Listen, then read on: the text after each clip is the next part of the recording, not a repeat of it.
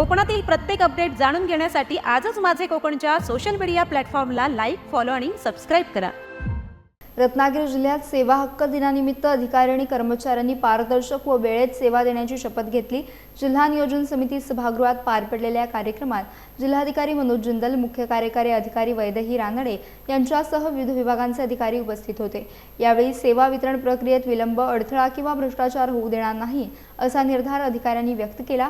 नागरिकांना कमीत कमी कागदपत्रात कमीत कमी वेळेत सेवा मिळावी यासाठी मानसिकता बदलण्याची गरज असल्याचे जिल्हाधिकारी मनोज जिंदल यांनी स्पष्ट केले। पुढील वर्षभरात घरपोच आणि डिजिटल सेवा अधिक सक्षम करून राज्यात आदर्श निर्माण करण्याचे आवाहनही त्यांनी केले। तसेच काही विभागांची कामगिरी समाधानकारक नसल्याचे सांगत 98% जास्त सेवा वितरणाचे उद्दिष्ट ठेवण्याचे निर्देश देण्यात आले। दरम्यान चांगली कामगिरी करणाऱ्या अधिकारी कर्मचाऱ्यांचा यावेळी विशेष सन्मान करण्यात आला। नागरिकाभिमुख प्रशासनासाठी सर्वांनी कटिबद्ध राहण्याचा संदेश या कार्यक्रमातून देण्यात आला आहे। 1200 पेक्षा जास्त सेवा या अधिसूचित झालेल्या आहेत आणि त्यापैकी 1093 सेवा या ऑनलाईन झालेल्या आहेत।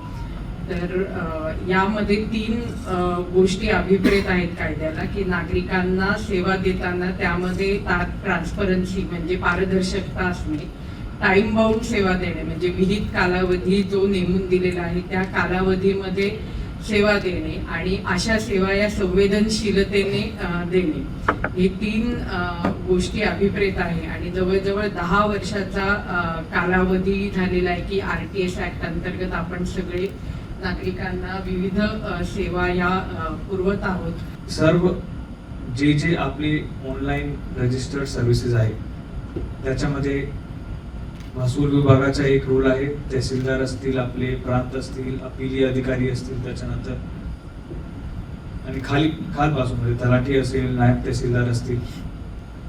हे एक्सपेक्टेशन आहे की आपल्या जिल्ह्यामध्ये मिनिमम 98% आपला अचीवमेंट व्हायला पाहिजे यावर्षी, कारण मागच्या वर्षीमध्ये आपला महसूल विभागाचा 95% प्लस होता।